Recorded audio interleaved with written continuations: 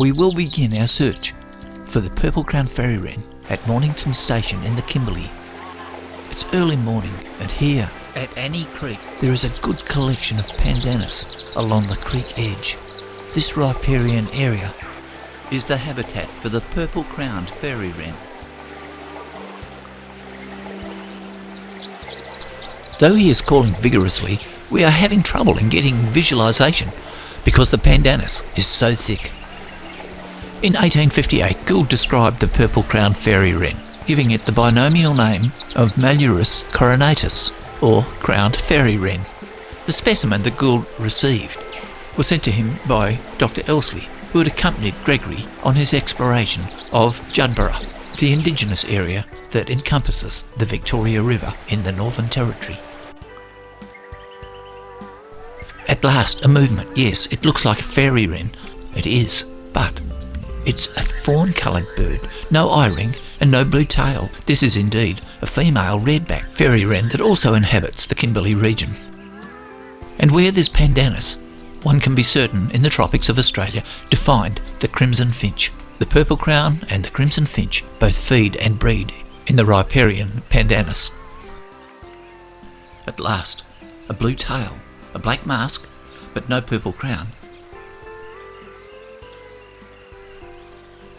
And now, another bird. This one has a more burgundy face patch. This is the female.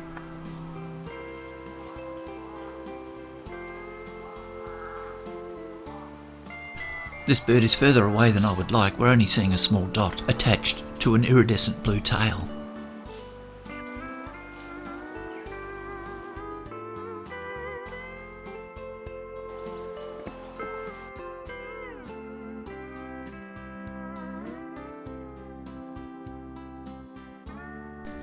It's certainly playing hard to get.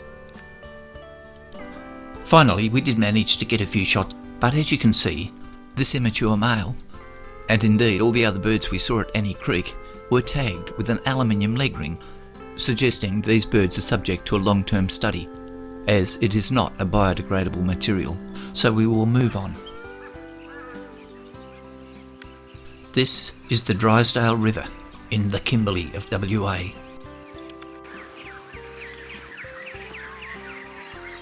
Hear that dawn chorus, extremely active. Magpies, butcherbirds, firebirds, there are lots of large birds. Larger birds are always threatening to smaller birds, like the purple-crowned fairy-wren, and the other problem here is that the river is wide. The purple crown doesn't like to go more than 10 metres from the shore.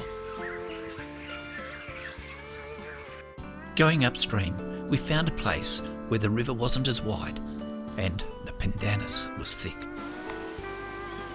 Hear that croaking sound? That is the family contact call of the purple-crowned fairy-wren. A female bird. So fantastic to see. Such a rare bird.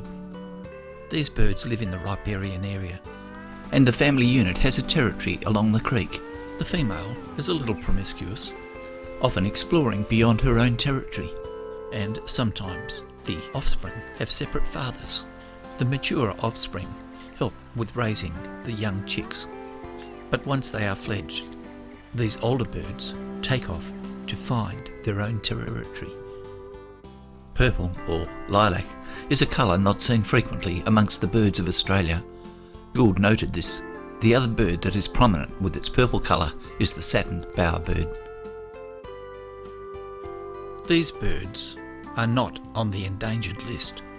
They are rare because we have such limited suitable riparian habitat, and now with grazing and animals like feral pigs going along the waterways, their habitat is diminishing quickly. When Elsley sent specimens to Gould, he had no trouble finding these birds along the Victoria River. Today, if one stops at the Victoria River, the purple-crowned fairy-wren is a rarity. The numbers are diminishing, and I suspect this bird, because of loss of habitat, will soon be on the endangered list. Here again is the female with the burgundy-coloured face patch.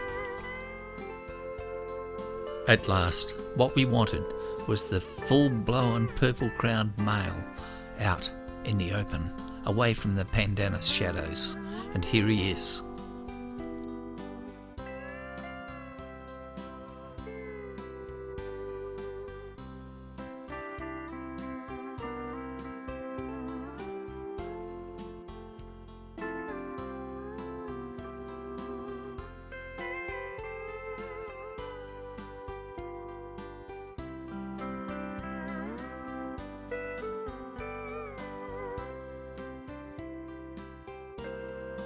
On behalf of Plumes of Oz, I would like to thank you for watching this video, and we will leave you with a few shots that we took while in the Kimberley region. This is the nominate subspecies.